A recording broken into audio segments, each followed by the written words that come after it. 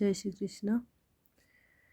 आमे नवम श्रेणी रे व्याकरण विभाग रे पढ़िथिले संस्कृत व्याकरण प्रदीपरू वर्ण विषय रे।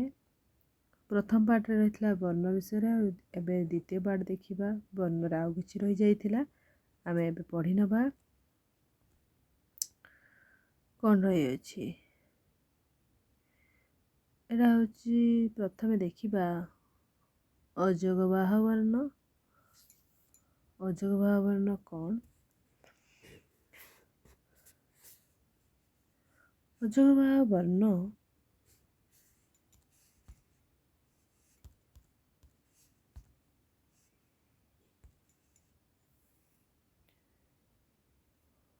उपयुक्त वर्ण अतिरिक्त अनुसार विसर्ग एवं अनुनासिक जोटा आम चंद्रबिंदु बोली कही था प्राय प्रयोग संस्कृत भाषा देखा जाए। संस्कृत भाषा रे एटा देखा जाए प्रत्याहार निर्माण रे निरपेक्ष व णत्वादि प्रयोग रे सापेक्षिक होइथिबारु एमानंकु अजगबाह कुहा जाए। अनुसारे कौनसी स्वर परे न किंबा म स्थान रे आसी थाए। उदाहरण गृहं गच्छति। गृहं गच्छति एठारे गृहं स्थित म स्थान रे यार पूर्ववर्ती अस्वर सहित अनुसार प्रयोग होइअछि। विसर्गर प्रयोग कौनसी स्वर परे होई थाए एवं यार पृथक उच्चारण हुए। उदाहरण नरः साधु इत्यादि। अनुनासिकार स्वरूप चंद्रबिंदु अटे। अनुनासिक स्वरूप चंद्रबिंदु अटे। यथा कश्चित् यथा कश्चित् स्वस्वर स्वरः इत्यादि। लौकिक संस्कृत रे साधारण भाव रे व्यवहार हेउथिबा वर्णमानक संख्या 49, स्वर 13टी, व्यंजन 33टी, अजगबाह 3टी। शब्द आरंभ रे ज रहिले शब्द आरंभ रे ज रहिले शब्द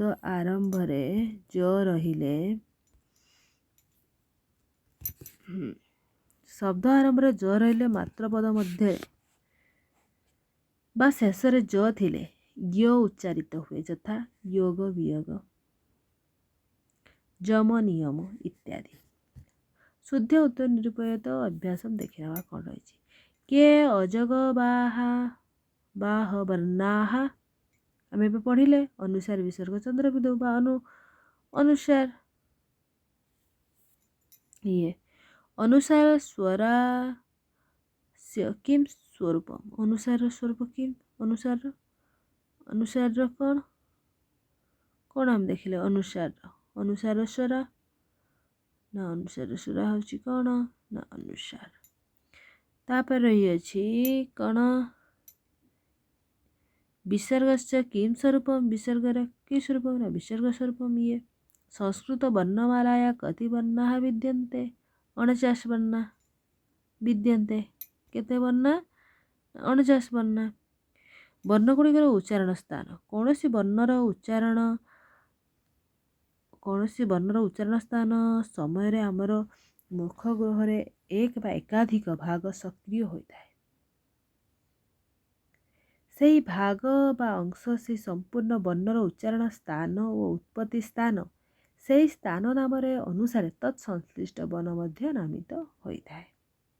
उदाहरण स्वरूप ओ आ क ख ग घ व ह विसर्ग एगुड़िक उच्चारण स्थान कंठर होइथिबारु याकू कंठ वर्ण बोली कहा जाय। कंठर जात हुए तो विन्यास केमती करा जायछि ना आगे दिया है वर्ण तापरे स्वर वर्ण तापरे स्वर वर्गीय व्यंजन तापरे अवर्गीय व्यंजन दुईटी अंत उष्ण दुई भार विभक्त करा जायछि।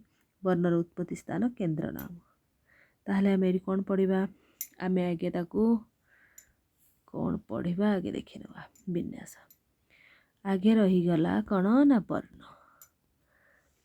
वर्णर उच्चारण स्थान 9टी कंठ तालु मूर्धा दंत वष्ट कंठ वष्ट कंठ तालु दंत वष्ट नासिका। कंठरे कौन रहिला अ आ ଏଇଟା ସ୍ୱରରେ ଗଲା। ବର୍ଗୀୟ ବ୍ୟଞ୍ଜନ କ ଖ ଘ ଘ ମ। ଅର୍ବୀୟ ବ୍ୟଞ୍ଜନରେ ଉଷ୍ଣ ବର୍ଣ୍ଣ ହ। ତାପରେ ବିସର୍ଗ ବର୍ଣ୍ଣର ଉତ୍ପତ୍ତି କଣ୍ଠ୍ୟ, କଣ୍ଠରୁ କଣ୍ଠ୍ୟ। ତାଲୁ ଇ ହର୍ଷେ ଇ ଦୀର୍ଘ ଇ च छ ज क च ଟ त ପ। ତ ପ୍ରଥମ ଉଚ୍ଚାରଣ କ, କ ବର୍ଗୀୟ ବ୍ୟଞ୍ଜନ। ତାପରେ च ବର୍ଗୀୟ ବ୍ୟଞ୍ଜନ च ଛ ଜ ଝ ନ୍ୟ। ଅନ୍ତସ୍ଥ ନ ୟ, ଉଷ୍ଣ ବର୍ଣ୍ଣ ଶ, ତାଳୁରୁ ଜାତ ତାଲବ୍ୟ। ତାପରେ ମୂର୍ଧା ରୁ ରୁ। ଟ ବର୍ଗୀୟ ବ୍ୟଞ୍ଜନ ଟ ଠ ଡ ଢ ଣ। ଅନ୍ତସ୍ଥ ବର୍ଣ୍ଣ ହେଉଛି ଅବର୍ଗୀୟର ର, ସରେ ବର୍ଣ୍ଣେଶଃ। ତାପରେ ମୂର୍ଧାରୁ ଜାତ ବୋଲି ମୂର୍ଧନ୍ୟ। ଦନ୍ତ, ଦନ୍ତରୁ ଲି ତ, ତ ଥ ଦ ଧ ନ, ଲ ଶ ଦନ୍ତ୍ୟ ଅଷ୍ଟ। ଉ ହର୍ଷ ଓ ଦୀର୍ଘ। ପ ବର୍ଗୀୟ ବ୍ୟଞ୍ଜନ ପ ଫ ବ ଭ ମ। ଉଷ୍ଟ, ଉष्ट्य।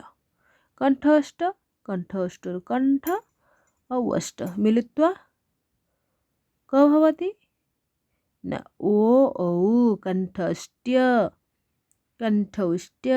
कण्ठतालु ए ऐ, कण्ठौष्ट व औ कण्ठतालु ए ऐ।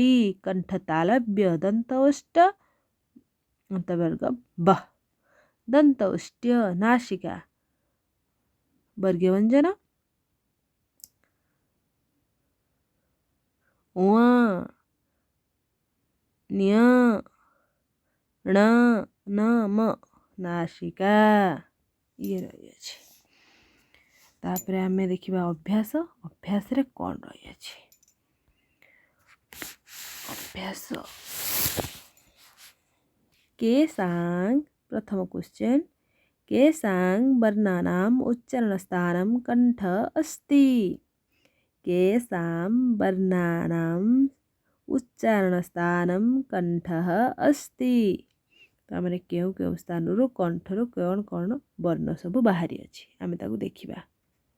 କ'ଣ ରହିଅଛି କଣ୍ଠରୁ? ନା କଣ୍ଠରେ ହେଉଛି ଆମେ ଲେଖିବା ଆଗେ କଣ୍ଠରେ କ'ଣ ନା ଓ ଆ ଆ। ତାପରେ ରହିଅଛି କ, କର ବର୍ଗୀୟ ବ୍ୟଞ୍ଜନ କ'ଣ ରହିଅଛି କରେ ବର୍ଗୀୟ ବ୍ୟଞ୍ଜନ ତ କ ଖ ଗ ଘ ଙ। ତାପରେ ରହିଛି ଉଷ୍ଣ ବର୍ଣ୍ଣ କ'ଣ ଆସିବ ନା ହ। ତାପରେ ଆଉ ଗୋଟେ କ'ଣ ରହିଛି ବିସର୍ଗ। ଇଏ ରହିଗଲା କେତୋଟି 1 2 3 4 5 6 7 8 9। 9ଟି ରହିଗଲା କାହାର ନା କଣ୍ଠରୁ ଜାତ। ତାପରେ ରହିଲା କେ ତାଲବ୍ୟ ବର୍ଣ୍ଣାଃ। କ'ଣ କ'ଣ ତାଲବ୍ୟ ବର୍ଣ୍ଣ ରହିଅଛି? ତାଳୁ, ତାଳୁରୁ ଆମର ହେଉଛି ଚ ବର୍ଗ ବ୍ୟଞ୍ଜନୀୟ। ପ୍ରଥମେ ରହିଅଛି କ'ଣ ନା ଇ ହର୍ଷେ ଇ, ହର୍ଷ ଉ, ହର୍ଷେ ଇ ଦୀର୍ଘ ଇ, ହର୍ଷେ ଇ ଦୀର୍ଘ ଇ। ତାପରେ ଚ, ଚ ବର୍ଗରେ କ'ଣ ରହିଅଛି? ଚ ବର୍ଗୀୟ ବ୍ୟଞ୍ଜନ च छ ज झ ନ୍ୟ। च ଛ ବର୍ଗେ ଜ ଝ ନ୍ୟ। ତାପରେ ଅନ୍ତସ୍ଥ ବର୍ଣ୍ଣ କ'ଣ ଆସିବ ନା ୟ ତାଲବେଶ। ଇଏ ରହିଗଲା କେତୋଟି 1 2 3 4 5 6 7 8 9। 9ଟି ତାଲବ୍ୟ ବର୍ଣ୍ଣ। 9ଟି କ'ଣ ରହିଗଲା ତାଲବ୍ୟ ବର୍ଣ୍ଣ। ତାପରେ କ'ଣ ଆସିଲା? ତାପରେ ଆସିଲା ମୂର୍ଧା। କ'ଣ ଆସିଲା? ମୂର୍ଧନ୍ୟ। ମୂର୍ଧନ୍ୟ ବର୍ଣ୍ଣାଃ କେ କେ ସନ୍ତି? ମୂର୍ଧନ୍ୟ, ମୂର୍ଦ୍ଧାରୁ ଯେଉଁ ଜାତ ହୁଏ କ'ଣ କ'ଣ ବର୍ଣ୍ଣ ସବୁ ଅଛି? ନା ଆଗେ ମୂର୍ଦ୍ଧାରୁ ଆମେ ଦେଖିଦେବା କ'ଣ ଅଛି ନା ରୁ ରୁ। ତାପରେ ଟ ବର୍ଗ ବ୍ୟଞ୍ଜନ ଟ ଠ ଡ ଢ ମୂର୍ଧନ୍ୟ। ତାପରେ ଅନ୍ତସ୍ଥ ବର୍ଣ୍ଣ ଆସିବ ର ବୁଦ୍ଧେଶ। ଇଏ ରହିଅଛି ଆମର। ତାପରେ ଆସିବ କେ ଦନ୍ତା ବର୍ଣ୍ଣାଃ। କେହେ ଦନ୍ତାବର୍ଣ୍ଣାଃ ଦନ୍ତରୁ କ'ଣ ଜାତ ହୁଏ? ଆସିବ ପ୍ରଥମେ ଲି ତ ବର୍ଗ ଥ ଦ ଧ ଦନ୍ତେନ ତାପରେ ଉଷ୍ଣ ବର୍ଣ୍ଣ ଲ ତାପରେ ଅନ୍ତସ୍ଥ ବର୍ଣ୍ଣ ଲ ଉଷ୍ଣ ବର୍ଣ୍ଣ ଶ ଇଏ ରହିଅଛି। ଇଏ ଆସିଲା ଦନ୍ତ। କେ ଅଷ୍ଟବର୍ଣ୍ଣାଃ କ'ଣ କ'ଣ ଓଠରୁ ଜାତ? ନା ଆମେ ଆଗେ ଦେଖିଥିବା ହର୍ଷ ଉ ଦୀର୍ଘ ଉ ତାପରେ ପ ବର୍ଗ ବ୍ୟଞ୍ଜନ ପ ଫ ବ ଭ ମ ଇଏ ରହିଅଛି କ'ଣ ନା ଓଷ୍ଠ। ତାପରେ ଦେଖିବା ଦନ୍ତ ଓଷ୍ଠକ। ଦନ୍ତ ଆଉ ଓଷ୍ଠକ ନା ଦନ୍ତ ଓଷ୍ଠରେ କ'ଣ ଆସିବ? ଦନ୍ତ ଓଷ୍ଠରେ ବ ଦନ୍ତ ଓଷ୍ଠରେ ବ। ତାପରେ ଆସୁଛି କ'ଣ କଣ୍ଠ ତାଲୁ। କଣ୍ଠ ତାଲବ୍ୟ ବର୍ଣ୍ଣ କଉ? କଣ୍ଠ ଆଉ ତାଳୁରେ ବର୍ଣ୍ଣ କ'ଣ କ'ଣ ଅଛି? ନା କଣ୍ଠ ଆଉ ତାଳୁ। କଣ୍ଠ ଆଉ ତାଳୁରେ ଏ ଐ କ'ଣ ଆସିଛି? ଏ ଆଉ ଐ। ତାପରେ ରହିଅଛି ନାସିକ୍ୟ ବର୍ଣ୍ଣାଃ କେ ସନ୍ତି? ନାସିକାରୁ କ'ଣ କ'ଣ ଜାତ? ନାସିକାରୁ ଆମର 5ଟି ଣ୍ୟ ମୂର୍ଧନ୍ୟ ଦନ୍ତେନ ମ 5ଟି ଜାତ ବର୍ଣ୍ଣ ରହିଅଛି। ଶୂନ୍ୟ ସ୍ଥାନ ପୂରୟତ। ଶୂନ୍ୟ ସ୍ଥାନକୁ ପୂରଣ କର। ଶୂନ୍ୟ ସ୍ଥାନ କ'ଣ ପୂରଣ କରିବା? ନାସିକା ବର୍ଣ୍ଣାଃ ଉଚ୍ଚାରଣ ସ୍ଥାନମ୍। ନାସିକା ବର୍ଣ୍ଣ ଉଚ୍ଚାରଣ ସ୍ଥାନ ଏଠି କ'ଣ ରହିଅଛି ଯଥା ନାସିକା ବର୍ଣ୍ଣ କ'ଣ କ'ଣ? ଉଚ୍ଚାରଣ ସ୍ଥାନ ନାସିକା ଆଉ କଣ୍ଠ। ନାସିକା ଆଉ କଣ୍ଠ ମିଳିତ୍ୱା ନାସିକା ଆଉ କଣ୍ଠ ମିଳିତ୍ୱା ନାସିକା ଆଉ କଣ୍ଠ ମିଳିତ୍ୱା। ତ ପ୍ରଥମେ ରହିଅଛି ଉଦାହରଣ ଯଥା ନାସିକା ବର୍ଣ୍ଣାଃ ମୋ ତ ଉଚ୍ଚାରଣ ସ୍ଥାନ ନାସିକା ଆଉ କଣ୍ଠ। ତ ଏଠି କ'ଣ ରହିଅଛି? ନିୟ। ନିୟର ଉଚ୍ଚାରଣ ସ୍ଥାନ ହେଉଛି ପ୍ରଥମତଃ ନାସିକା। ପ୍ରଥମେ କ'ଣ ରହିବ? ନା ନାସିକା। ନାସିକା ପ୍ଲସ୍ କ'ଣ ରହିବ? ତାପରେ ନାସି ହେଉଛି ତାଲୁରୁ ଜାତ। କୋଉଟାରୁ ଜାତ? ତାଲୁ। ତାଲୁ ବା କ'ଣ? ତାଲବ୍ୟ।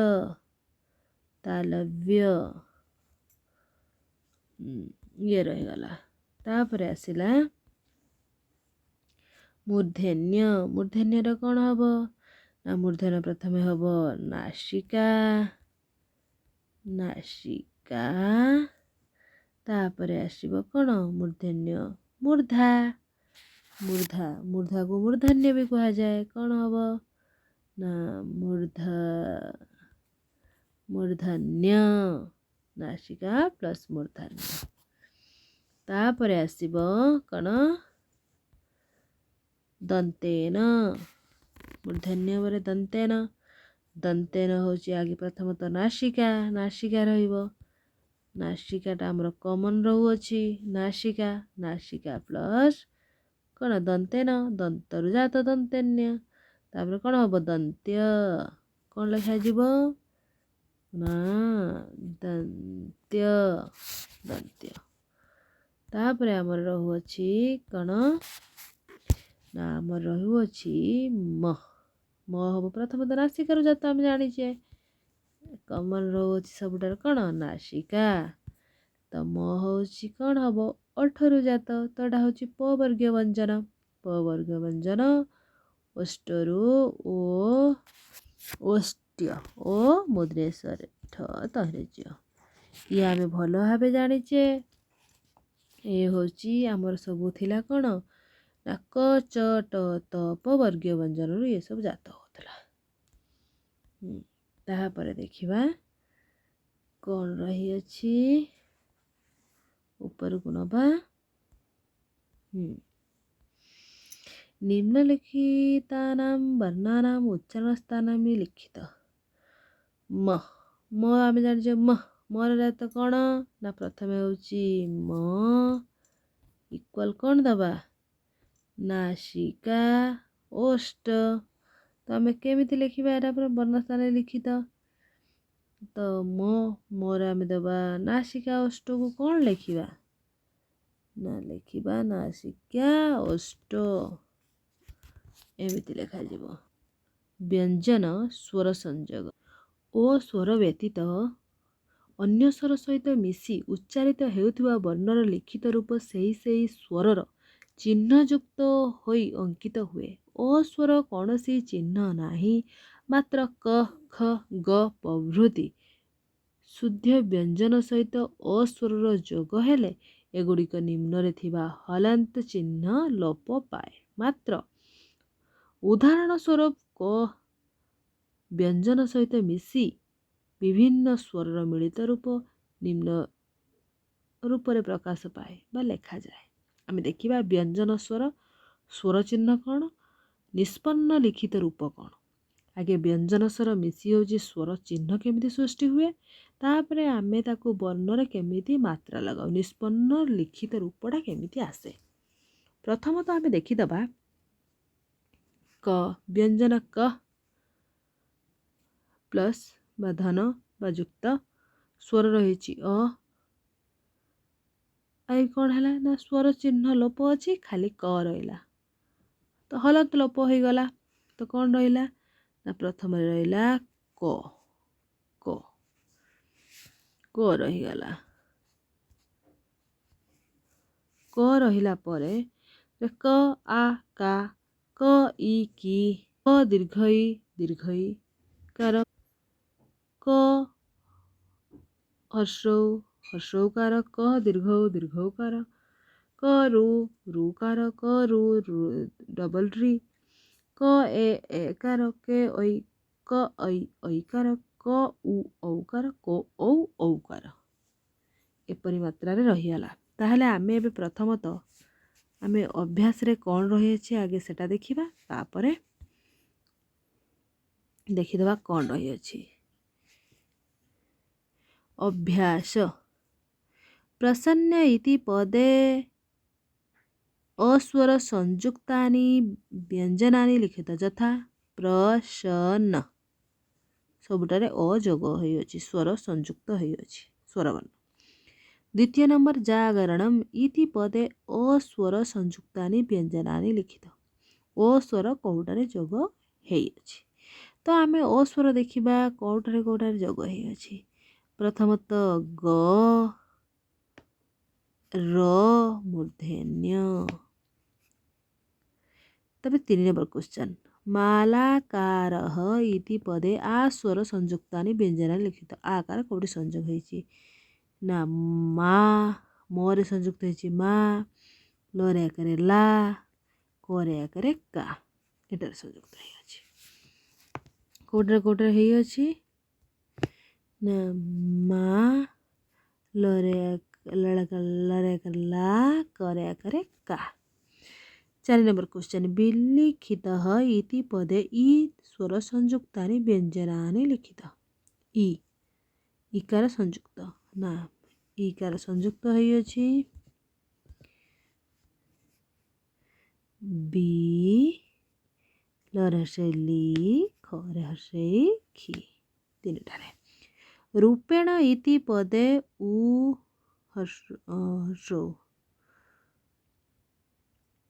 दीर्घ रु स्वर संयुक्तम व्यंजन लिखित ना रे दीर्घ रु ये रही अछि।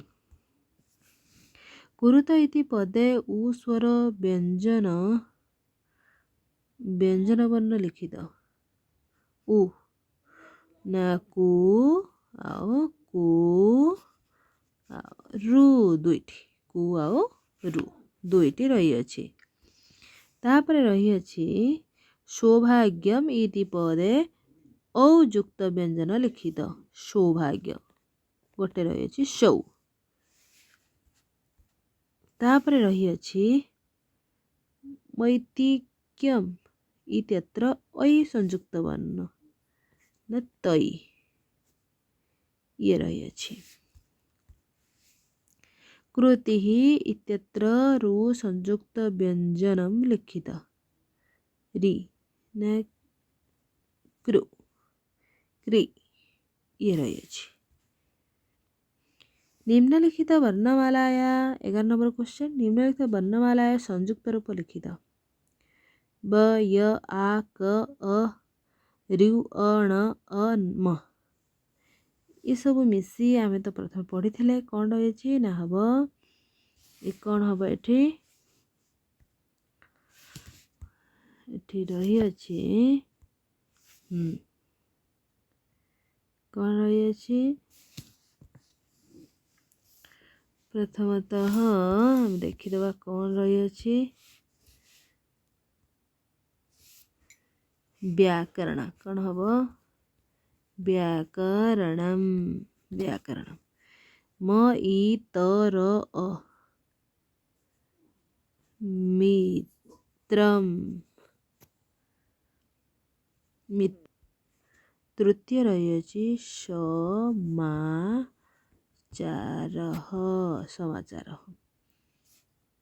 चतुर्थ रही अछि राष्ट्रम पंचम रही अछि